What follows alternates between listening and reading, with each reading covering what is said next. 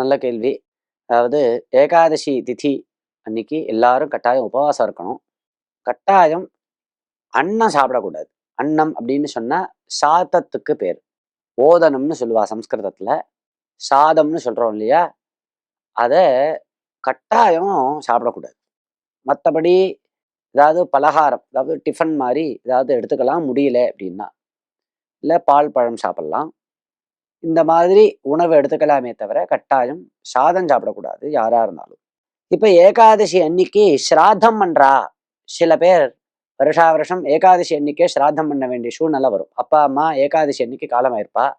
ஏகாதசி திதியில ஸ்ராத்தம் பண்ண வேண்டிய சூழ்நிலை வரும். அல்லது இந்த மகாலய பட்சம் நடக்கிறது. மகாலய பட்சத்துல ஏகாதசி அன்னைக்கு நான் அவளுக்கு பண்றேன், ஹோமம் பண்ணி பண்றேன், பக்ஷ மகாலயம் பண்ணின்னு இருக்கேன். டெய்லி தர்ப்பணமா பண்றேன், ஏகாதசி அன்னைக்கு ஹோமம் பண்ணி பண்றேன் அப்படின்னு யாராவது சொன்னான்னா, அப்ப என்ன பண்றது?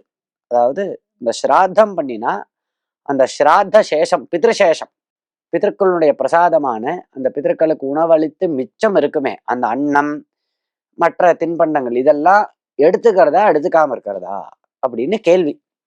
இது கட்டாயம் தெரிஞ்சுக்கணும். யாரு ஸ்ராத்தம் பண்றானோ அவனுக்கு கர்த்தா அப்படின்னு பேரு.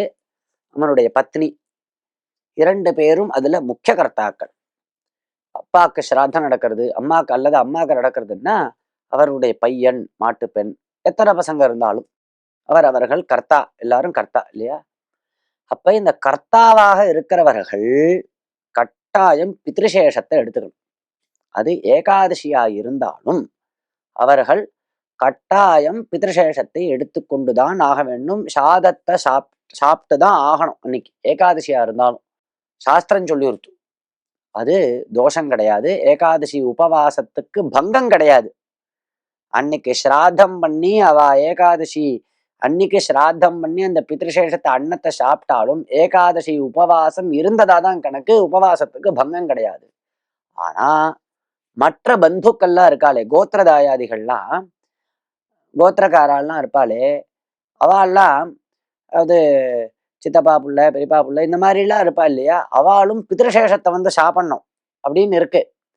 ஆனா இந்த மாதிரி ஏகாதசி அன்னைக்கு இந்த சிராதம் நடந்ததுன்னா அவ அன்னம் சாப்பிடக்கூடாது.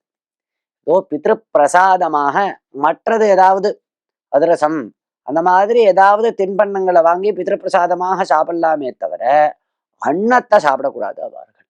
இப்படி விபாகம் பண்ணி சாஸ்திரம் நம்மளுக்கு அனுகிரகம் பண்ணியிருக்கு.